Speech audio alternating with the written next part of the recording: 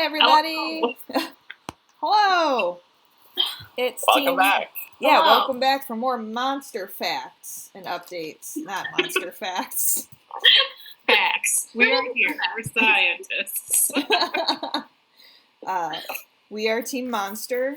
We're running March Monster Madness. I'm Audrey. You may remember me from the preview video, or not. That's fine. No judgment. Tyler's also here behind. I'm here too, but you can't see me. I was also in the preview bit, but now I'm just going to show you monster pictures the whole time. Now he's just the magical voice of our PowerPoint. The narrator. I'm just the narrator. Next, we'll introduce the other members of the Team Monster. Yeah, our other half. So we've got Ellie.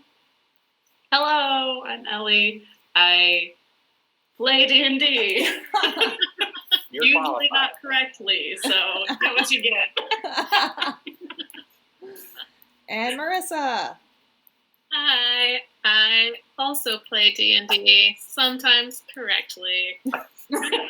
Filled Brag with about confidence. Okay, so today we're just going to go through half of round one because it would have been 32 rounds to recap, which seemed like a lot for everybody.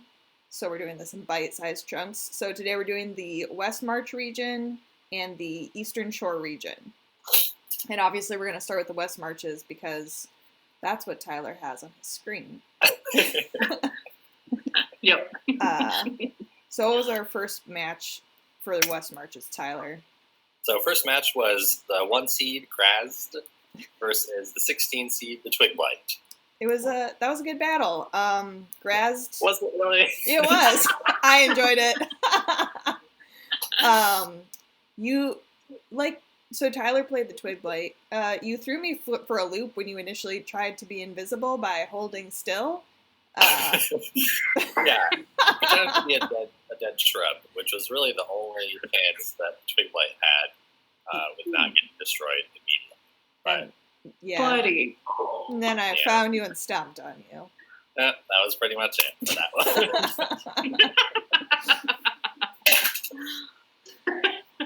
So yeah, Graz'zt advanced, didn't lose any hit points, didn't use any spell slots, really didn't even notice he was in a battle, I think. Yeah, honestly, it was like Just walk. remarkably effortless. Alright, but next we had a little more of a competition. Yeah. The number 8 Shambling Mound versus the number 9 seed Unicorn. Yeah. Yeah, this one took a while. It was kind of a knockdown, drag it out affair. Yeah. The Unicorn got real unlucky with all of its rolls. Every Took a lot of charges, kind of one missed somehow. And then when it did hit, it was rolling like 1s and 2s for damage. And the Shambling Mound it's not too creative. It kind of just does the same thing over and over, but it's pretty effective. And it just kind of eventually scared the Unicorn off with its slam. Luckily, the Unicorn is faster than the Shambling Mound, so when it was down to 1 hit point, I was like, time to leave. And the Unicorn just ran out of the bracket. Shambling Mound slowly advanced. Unicorn lives another day. Yeah, Unicorn was like, this isn't worth it. He did lose some hit points. Goes forward with 126. I think we're going to have up on the website the number of hit points they go forward with. Is that right, Audrey? Yeah, let's put it up so people can reference it. We'll put it up. So all your monster questions can be answered. Yep. What's next? Next, number 5, Soulmonger versus number 12, Morenoloth. Ooh, the little boat. Yeah. The little boat did not really help them, as all of these battles take place on land. Yep. Yeah, that was a really fast battle. Yeah. I think, was that one where I went first as a Soulmonger and just gotcha? 2 hits and that was it. Yeah. Yep. That was it. But the Soulmonger used Soul Thirst, so it's gonna go forward with an extra 20 temporary hit points on top of its full HP already. So Yeah, so basically it got better. yeah. Couldn't even. Went in, did some fighting, didn't level up, but it got some benefits. Yep. All right, and the next one, we've got number 4, Djinni, versus number 13, Ankeg. Oh yeah, this was a good one. Pretty quick, but it had some interesting things happen. The Djinni immediately put the Ankeg in a whirlwind, so that restrained the Ankeg, so it couldn't do much, but it could spray acid out in all directions. So it made an acid whirlwind. So it did hit the Djinni with the random acid whirlwind. And then the Djinni used Scimitar and disappeared, but it was pretty interesting for me. Yeah, the acid whirlwind was a highlight. All right. Awesome. Next, All right. got the number 6 This Shadow was- Dancer versus the number 11 Bone Naga. Yeah. This was Marissa and I. Yep. So I don't know. I was the Bone Naga. Homegirl put up a good fight. It was pretty good. Decent. It was decent. We did a coin flip for day versus night. And this one took place at night, which helped out the Shadow Dancer, because one of its feats is it can teleport to different shadows. Oh. Humans, like hit with the chains, teleported away. Yeah. Yeah. Bone Naga tried to use its Shield of Faith, but just didn't really hit at all, so it really just... The Bone Naga didn't really do anything that's substantial. Sometimes it just doesn't work out. Yeah. That was my experience with the unicorn. I somehow missed a charge attack. I was like, how did this happen? It's aiming at a hill. It's aiming at a large hill. It ran up the hill and over. Yep, that was what we decided happened. All right. Next, we have number 3 Devourer versus number 14 Maw Demon. Okay, first off, how cute is that Maw Demon? So cute. The thing is, I, as the Devourer, also thought the Maw Demon was very cute, and there was consideration of joining teams and taking the Maw Demon as my pet. Oh, But yeah. we felt like that'd be cheating, Yeah. so we did actually fight. Yeah. The or the Devourer has a lot of cool stuff that it can do, but it only works on humanoids. That's So not a I Maw couldn't Demon. really do any of my cool stuff. So I just kind of like clawed at the Maw Demon and it went down. We tried real hard to bite back, but didn't even get a snap in. Aw. But you couldn't eat my soul because I'm not a humanoid, so I tried. Silver linings. yeah. Yeah, held on to your soul. That's what matters. Yeah. The next one, the 7 seed Kruthik Hive Lord versus the 10 seed Neogi Master. The spider battle. This one was pretty close, actually. Yeah. Yeah, 2 spiders, pretty similar. They're real close. Yeah, the Neogi Master is more of a spellcaster, right, Marissa? Yeah, it was definitely more of a spellcaster. But a lot of the spells, again, are meant for humanoids. So some of it didn't really work out. Yeah. The Neogi Master tried to outsmart good old Kruthik by casting Hunger of Hadar, Yeah. which is like a 30-foot sphere. Clear.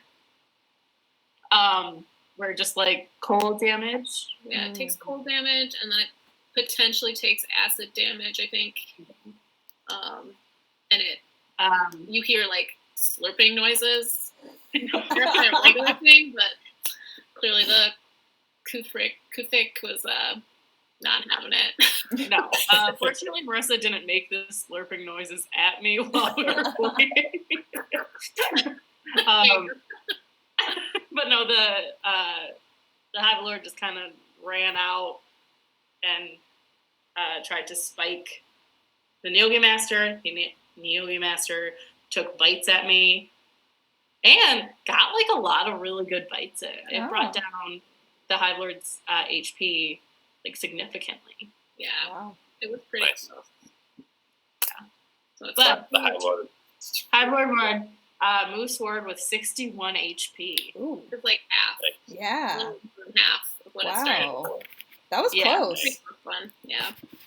Yeah, so it was a decent fight. Yeah. So moving on to the last matchup of the West Marches, we've got number 2 seed Fire Giant Dreadnought versus the number 15 seed Hobgoblin. Yeah. Okay, this one was not very close at all. Okay, listen. The Hobgoblin went in with a sense of confidence. Yeah. His top knot tied up tight. I think it beat me in initiative. Didn't hit me at all. And then the two giant, God, what do they call those giant shields? They just It just went like. I just got shield smashed. Oh. Like in first hit down. One hit and Hobgoblin was no more. I mean, I had like 15 HP or something like that. Like it was like nothing. Yeah. Like I think the Fire Giant like killed me like thrice over. Like 40 something damage. Yeah, because its fire shields do fire damage, piercing damage, and bludgeoning damage. So it's, like, Whoa. really just Yeah, this seems like it could be bad against smaller things. yep. So All right, so that was the Western Marches. Now let's move on. Awesome. If you guys are ready to the Eastern Shore, Woo. Yeah. hey, let's do it. So the first matchup, number 1 seed Zuggtmoy versus the number 16 seed Aarakocra. How'd that go? so this was Tyler and I. Yeah. You had some pretty good ideas with the Aarakocra. Flew up in the air. The Zuggtmoy can't fly, so you got some distance between the two fighters. And threw a couple javelins. One maybe you dropped instead of threw, because it didn't come close. And even the one that hit the Zuggtmoy didn't do any damage. So, yeah, it was going to be a long fight for the Aarakocra, just from the jump. Yeah. Though once the Aarakocra got like pretty low, he did do a warrior step and took his own life. He refused to go down at the hand of the enemy. Wow. In retrospect, he could have flown away. He was a warrior to the end. Yep. He was a warrior to the end. No way out. No way out. Gotta fight to the end. Yup. All right, next we have the number 8 seed Werebear versus the number 9 seed Otyuk. Werebear. Yeah, okay, so the Werebear has like all sorts of immunities. It's insane. It's just like a werewolf in that, like, if your weapons don't have silver on them, he's not going to even notice. So. Huh. Yeah, like, I think it's like any piercing, like, bludgeoning, like, Or slashing damage, like, don't do anything. Yeah. Well, Unless that's you kind of all Otyuk can do with his big old claws. So. Yeah, because those claws are not made of silver, so sorry, sucker. But he does have a poisonous bite, so he did finally get a bite in there as he kind of was going out. And that's going to leave a poison on Werebear, right? Yep, so the poison is -5 HP every 24 hours, and he gets disadvantage on attack rolls. Oh shit. Okay. Wow. Oh, I mean, And that is until he finds a cure. It's not like a reroll every whatever. Right. And unfortunately, Werebear is not a scientist, so he doesn't have a cure. no MD. So it will be interesting moving forward. But he left the battlefield with 135 HP. Okay. Not Moving bad. forward. Didn't lose any. So, Not yet. Yeah. Next, we have the 5 seed Starspawn Hulk versus the 12 seed Darkling Elder. Gross. This was probably the closest that we had to an upset so far, I think. This battle took forever. Yeah, the Darkling Really? Elder, I mean, you were playing as the Darkling Elder, Ellie, and cast Magical Darkness, which was definitely a game changer. Mm-hmm. Because it essentially is a 15-foot radius on the point of my choosing, and I chose my weapon, so it followed me along. Yeah. Even though the Hulk has dark vision, that doesn't work through magical darkness, so he was pretty much blinded, kind of swinging around, trying to hear where the Darkling Elder was. Oh, wow. And the Darkling Elder gets an advantage on, like a dice advantage for hit points when he attacks with an advantage, which would be like the whole time because the Starspawn Hulk couldn't see where I was. Nice. But eventually, I got outsmarted. Out, like, ranged, kind of, because, you know, the Elder had to keep coming close to attack, and eventually the Hulk kind of reached out. And just 1 or 2 hits was all it took, because they a Hulk, you know? So. Yeah. So, unfortunately, Starspawn Hulk advanced. No. Lost some hit points, though, so only went forward with 116, which I think is probably, like, lost 30 or something like that. Yeah, it's not bad. And next, got the 4 seed Cloud Giant Smiling One versus the 13 seed Green Dragon Worm. So this... You gotta remember, the Cloud Giant Smiling One has giant in the name, which I think I kind of forgot as the fight started. Because, like, we got a dragon versus a person. But really, it was kind of like a gnat against a giant. I mean, yeah, so Tyler was the dragon, and... Flew up in the air, tried to get some distance, threw some, like, poison breath down, did okay. But... yeah, so I didn't want to use up any of my spell slots. Yeah. So the Cloud Giant just took some rocks and started throwing them, which is one of my, like, attacks, and it really did work. It only took basically 1 well-shot rock, and the Green Dragon was done. No. Yeah, but at a very last... Oh, wait, no, I forgot. So I threw a rock and took out, like, most of the Green Dragon's HP. And then the Green Dragon tried to, like, rally and, like, swoop down. For a bite back. For a bite. But I think... Did you bite me or did you miss? I think I missed pretty terribly, and you just grabbed me. And I just grabbed his head and crushed it. Oh. I did an unarmed strike. And It was pretty brutal. It was pretty brutal. All right. No, Moving man. on. Number 6 seed, Earth Elemental Myrmidon versus the 11 seed, Basilisk. Yeah. So this is one where I feel like if the matchup had been slightly different, the Basilisk could have done a lot better. Yeah. Yeah. Yeah, the Basilisk is super cool because it gets a petrifying action where it can look at you and petrify you, and if no one undoes it, then the Basilisk does it, and you're done.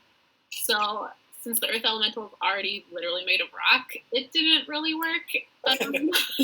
And also, so literally with any other monster, I think it could have done a lot better. yeah. And the Earth Elemental was also immune to being petrified, so it was like we compromised with Restrained, but like once I got a couple hits in, it was kind of that was it. Yeah. So it was a good fight, but it was kind of a bummer because I do really think against almost any other monster in this bracket, that would have been like a way more interesting fight. Yep. Yeah. Lame. Well, that's Yeah. We're good. next.